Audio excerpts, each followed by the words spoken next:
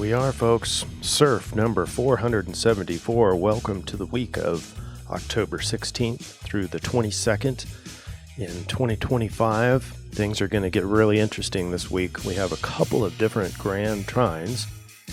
One of them that we've been talking about for a while, the grand air trine, that's going to wane out. We're going to hand off to a water trine. And in between there is a Libra new moon. And that's just the overview. But there is a lot more to talk about. We're going to be going through it all on this playbook. And the playbook, if you want to follow along, is over on Telegram. And you can grab this for free. No strings attached. Let's go ahead and get started with the influence.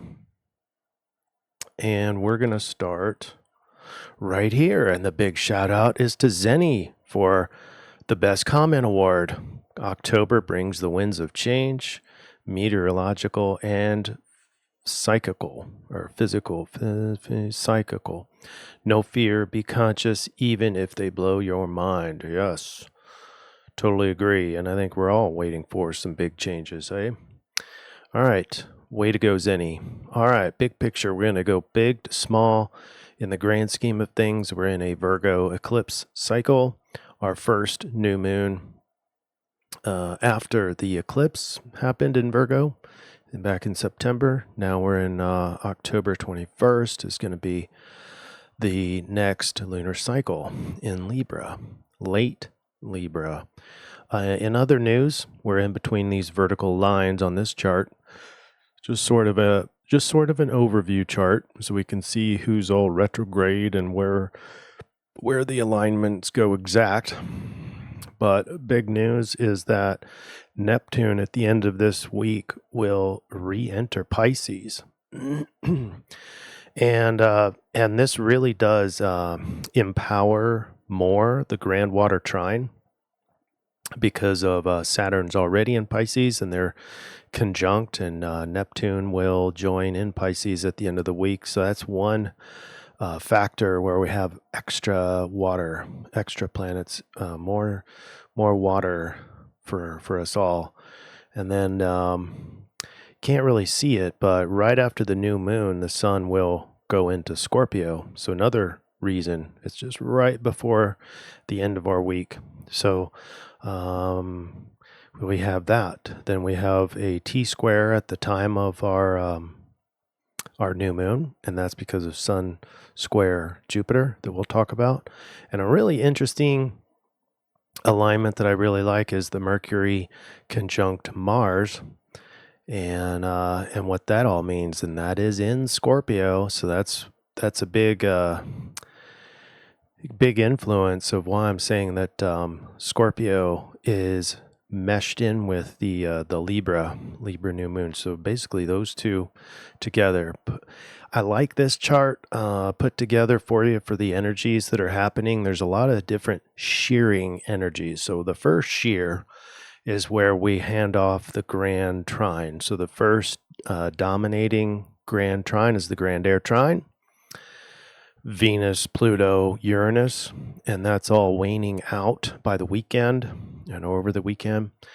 And in its death, so to speak, we rise with a grand water trine, and that energy is exacerbated with those points on the grand water trine. We'll have two players. So on the one, we have Mercury and Mars on that one point. That's why it goes up quick on this grand water trine. It goes up quick because of this Scorpio conjunction. And then obviously Sun going into Scorpio is a big deal. So that's right after the new moon. That's happening at the, kind of Monday through Wednesday. And then it'll just be primarily the grand water trine not with the sun. And sun's not on that grand water trine, at least for now. But it helps to have the sun in Scorpio because it synergizes with that water. Okay, let's get started day by day. And I could step over here to get in the middle. Might help. Big picture. We have the sun in Libra. So this is Thursday, the 16th of October. Go for the biggest energy. Sun is in Libra, and then the moon is waning crescent. It's post last quarter moon. So in that sort of a emotional drawdown and following that lunar cycle, we can expect motivation and to be waning, or just kind of the curtains closing on that old cycle. And then we also have the conjunction, Mercury and Mars, headed in the same direction, both in Scorpio. And you can see how this is going to create the next leg for this grand water trine as soon as Mars gets far enough in. And you can also see how it's still pretty tight, the grand air trine, Pluto, Uranus, and Venus. Venus is in Libra. And so it's a change in mind. It's a air, so mental, highly mental, logical death and rebirth of relationships, or anything Venus, harmony, diplomacy, aesthetics, values, finances. Okay, so that is still strong, even though these trines are all waning out. Still pretty strong. And so the story about the week, the big story, is we'll go from the grand air trine and hand it off to the grand water trine. So, all right, but first, Sun square Jupiter. This is exact at 12:42 a.m. Central Time on the 17th of October. And we can see Jupiter in Cancer. So the planet of excess and optimism is at odds with the sun, or the self. The light within is yearning for harmony and diplomacy. So we have excessive nurturing, excessive protecting, the need for that. Over caring is at odds with just want peace and harmony. And so somehow it might feel, this square might feel, if we put it into one feeling, is this need to overcare or excessively nurture or protect in order to feel harmonious or balanced. So that in essence kind of feels like a guilt tripping. But if we go on a bigger scale, or a kind of zoom out in a sort of a metaphor or a picture, you can imagine a sailboat navigating through calm or stormy waters.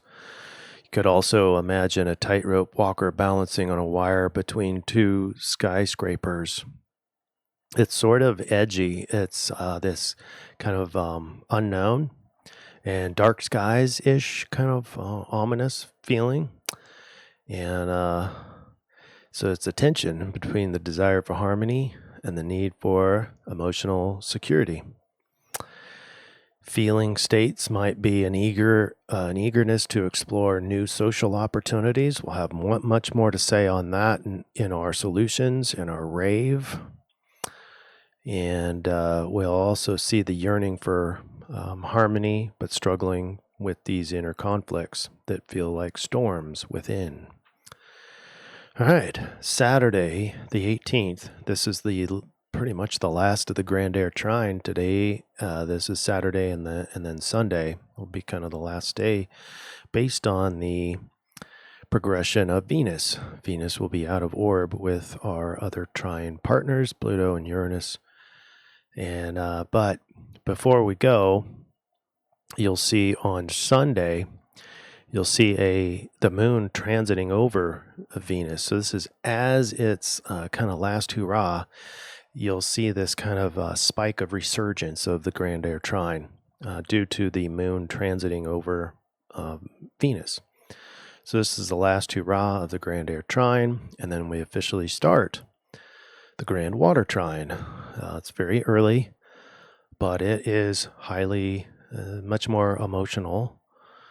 The moon over the grand air trine is bringing emotions towards the relationships, finance, and those changes that we have been assimilating within. And so everything is much more emotional because we've got the grand water trine with Saturn in Pisces, Jupiter in Cancer, and Mars in Scorpio. And pretty soon it'll be Mercury in Scorpio. Those will be, those are very close together, half of a degree at this point. Mercury being the faster planet, obviously, and so you'll have this one point of the grand water trine is Mars and Mercury together, so it makes it a much stronger Scorpio energy for this entire trine, grand trine. And then moving into next, like next CIRF week, you'll have Neptune on this point with the grand water trine in Pisces. And so it's just really going to ignite the grand water emotions, intuitiveness, interconnectedness, mysticism, spirituality, go on hyperdrive. But as we can see, the signature in the backdrop is still air. It's cardinal air. And cardinal air is Libra. So that's the background is going to go from Libra background signature to a highly, highly Scorpio by the end of the week. So there's another sheer. The sheer is in the backdrop or on the canvas behind it all. And then here on Monday, Mercury conjunct Mars. It's setting us up for the emotional signature backdrop, but we're still cardinal air, so we're still in the Libra backdrop, and that makes sense because we still have the new moon to go, and we also have Venus in Libra, and so it makes much more Libra. But with this conjunction with Mars and Mercury together in Scorpio, you can see how it's a mesh of both, and then it'll sway towards Scorpio by the end. But right now, the backdrop is much more Libra, and the planets are Libra as well. And here's the new moon. Speaking of Libra, new moon in Libra, even though we have a strong Scorpio presence and a grand water trine that doesn't really have anything to do with the new moon planets, sun and moon. But the sun and moon at the new moon does have a T-square. There is a T-square on Pluto, Jupiter, and the new moon. It looks like the software, it looks like the planets are inside of Scorpio. It's just the housing system that pushes our planets. It has to be over in this house. So it looks like, we have to go with these lines right here. Can barely see them, but that's why it looks like it's in Scorpio on this map, and it's not. It's in very late Libra. Okay, so we have an opportunity with this new moon to set intentions, just like we do in all the new moons. And we set the intentions, we set the goals, the lunar goals. They're roughly, 30 days or shorter. And they are best to be aligned with the tropical influence, and that would be Libra. So an emphasis on finding beauty, aesthetics, pleasure, values, new ways to explore diplomacy, new ways to balance self. These are some of the ideas that you could set intentions for over the course of the next 30 days or so. For your inspiration, you can imagine a beautiful swan gliding gracefully across a still lake, or you can just see the set of scales and perfectly balanced and representing the equilibrium of Libra. And that should help. You notice it's evenly distributed in this scale, but it's also evenly distributed in the reflection. So multiple ways of balance. So get back in balance. This is a great place to do it at the new moon. feeling states of this new moon energy is hopeful, optimistic about new relationships, partnerships, motivated to find win-win solutions, compromise, especially where we had conflict before. Now we have new peace breaking out. Yay. And then we also have more interconnectivity that is aside from the new moon. That's the grand water trine. So this adds to the oneness. It adds to the interconnectivity between souls. We are still in the backdrop, cardinal air, very strong Libra influence. But here's our last day, and this is the shear. I wanted to show you the backdrop. So cardinal air is still strong, but once the sun and the moon are both have transited into Scorpio, it leaves only Venus now in Libra. So now we have fixed water. We have 7 water signs. And so we have a grand water trine. We have the sun. The 2 main influences in the chart is the sun and the moon, both in Scorpio. This is on Wednesday, the 22nd. The sun is going to transit very late in our CIRF week. That's at 10:51 p.m. Central Daylight Time. Daylight Savings Time, I guess. CDT. And so intensity ramps up. This is very intense. And also, let's see, do I have the time? But, by 10:50 p.m., because this is when sun enters Scorpio, you can already see that Neptune has already gone into Pisces. So we have 2 transits that are going back towards water. And that's what makes water sign very, very dominant. And it's a quick shift. So from Tuesday to Wednesday, we've gone from air dominance into significant water dominance with a grand water trine. Okay. So desire for transformation, personal growth, interpersonal smoothness, intuitiveness, spirituality are very heightened in this time on Wednesday, and it's a shear that happens fairly quickly. So here's your picture. There's a retrograde. There's Saturn that's already there in Pisces. There's the grand water trine. Lots of water, lots of deep water. We're drawn to the mysteries of life and death and afterlife potentially. Feelings of passion and drive to experience life at emotionally deep levels, finding the secrets lurking beneath. You can imagine this deep ocean, still, or a still lake that's deep, secrets lurking beneath the surface. And we've got Neptune returning into Pisces. So now, looking at this conjunction, Saturn and Neptune, it's about 3.5 degrees or 3 to 4 degrees, and so still in a conjunction, and both of these will be on the grand water trine. So on the grand water trine at this moment, we'll have Moon, Mars, Mercury, Jupiter, Neptune, and Saturn. 1, 2, 3, 4, 5, 6 planets in the grand water trine. So, wow. And then the signature backdrop is fixed water. In other words, Scorpio.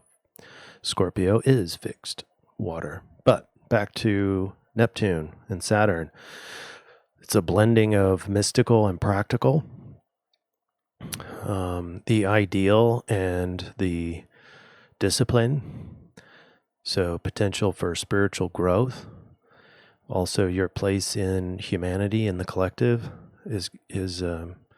can be imagined in dreams and visions, and also challenges in manifesting visions into tangible form. That could be very difficult when it's all water.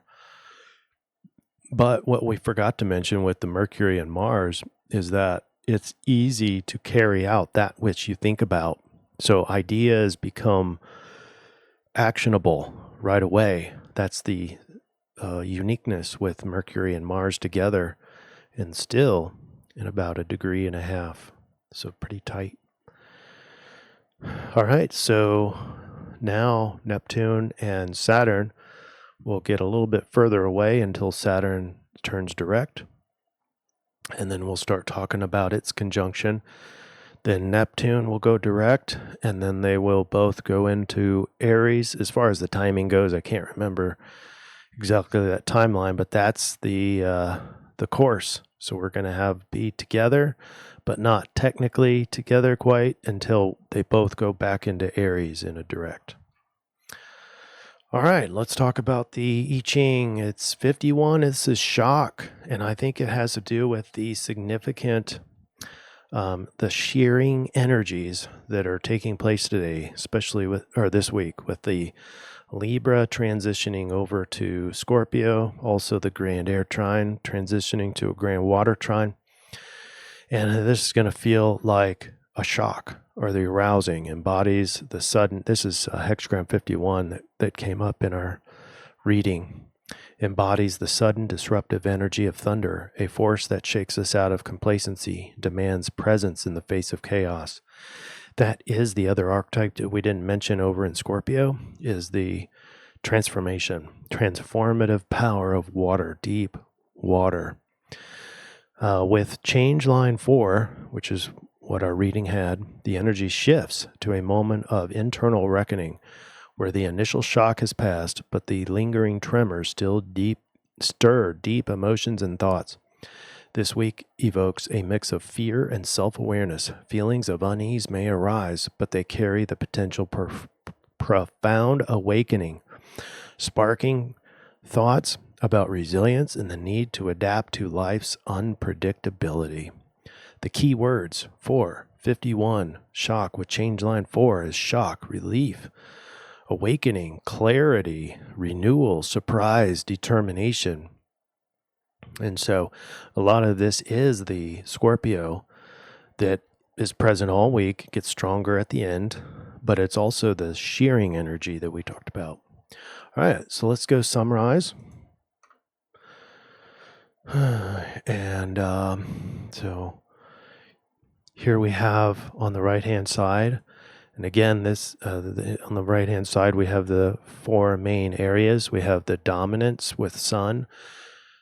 Section 1 is about where Sun is placed, and Sun moves from Libra into Scorpio by the end of the week. The main sky events other than that is the new moon in Libra, the Grand Trine handoff, Mercury conjunct Mars that happens in Scorpio, and Sun square Jupiter, with Sun in Scorpio by the end. So a lot of Scorpio presence. And then we have the Neptune retrograde back into Pisces. We have the mini Grand Trine that we never talked about, but we've been talking about for weeks on end now. And all in all, the I-Ching says that we get a shocking week. So here's the summary. A dynamic paradox emerges this week. Sun square Jupiter creates a pressure to expand and fuels optimism. Yet this clashes with the reflective inward pull of the waning crescent moon. On Tuesday, the 21st, a new moon in Libra offers a sense of release, coinciding with a harmonious grand water trine. This alignment transforms conflicting energy into heightened intuition. The T-square accompanying the new moon amplifies the emotional grand trine, creating powerful, intuitive synergy. The I-Ching describes this as a shocking arousal, a signaling, a profound energetic awakening, and a potential for transformative breakthroughs during this charged celestial week. All right, now let's go to the solutions. One thing to know what it's going to feel like. It's another thing to know how to behave. So here we go. Put the change line in, you get hexagram 24, which is in the I-Ching returning.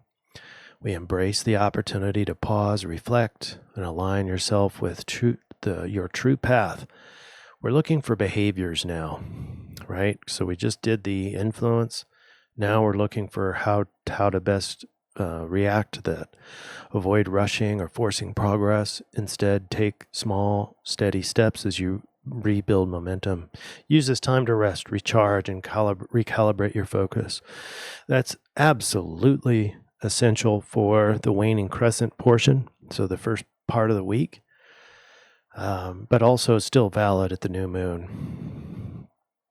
And speaking of the new moon, we need to do our conversion chart.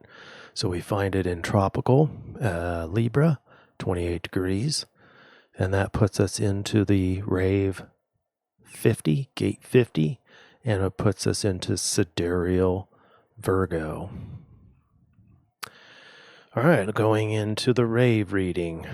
This unlocks gate 50, which gate 50, the goal of gate 50 is to preserve essential values from the past that can nourish both our present and future.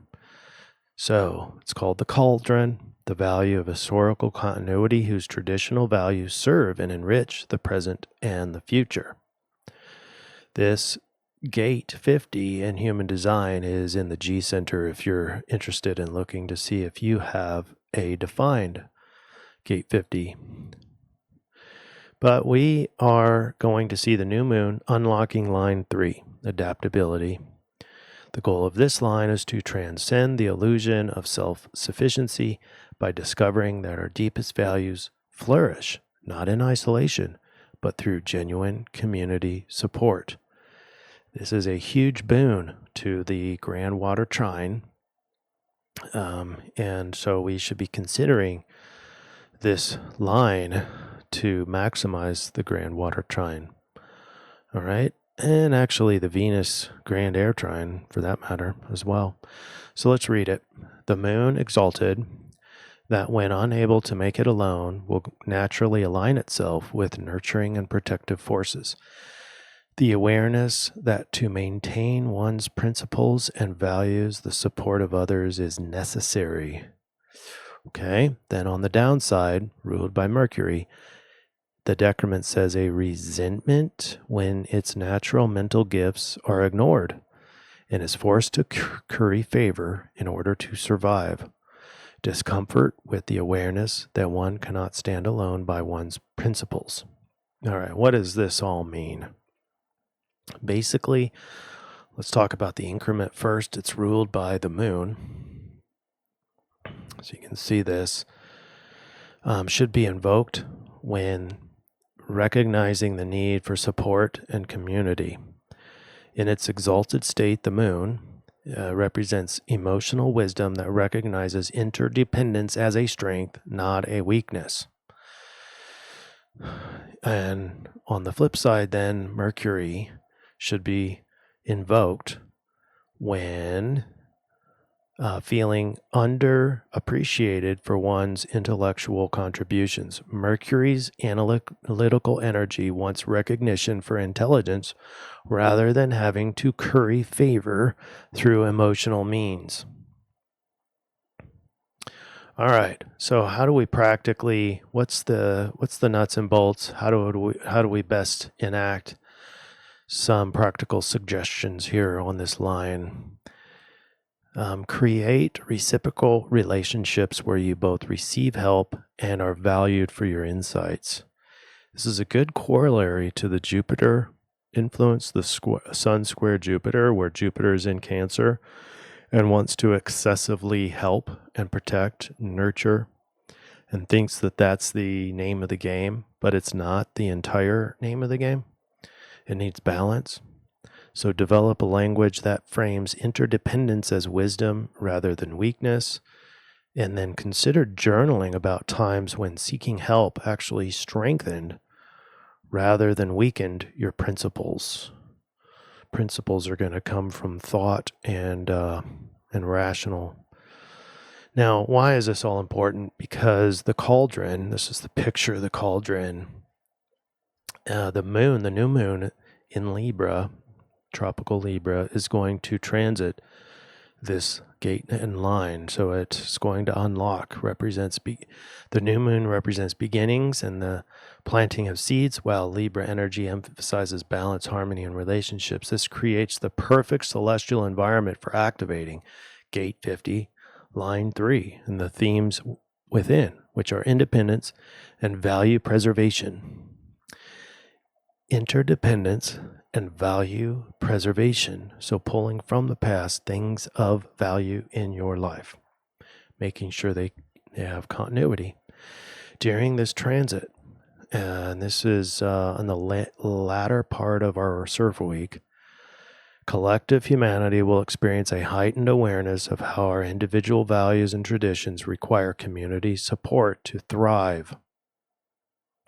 So it invites a fresh start on how we view interdependence, an opportunity to release old resentments about needing others and instead embrace the wisdom of collaborative value preservation. I love that phrase there. Think about it this way: the wisdom of collaborative value preservation. So, I love that. Sort of like a democracy, sort of a flair to it, doesn't it?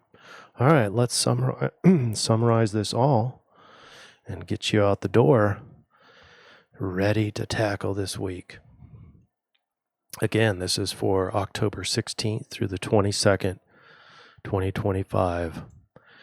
We talked about the I-Ching, talked about the rave, new moon, and Virgo. So here we go. This is Sidereal Virgo. Number 1, use this week to properly rest, relax, and reflect.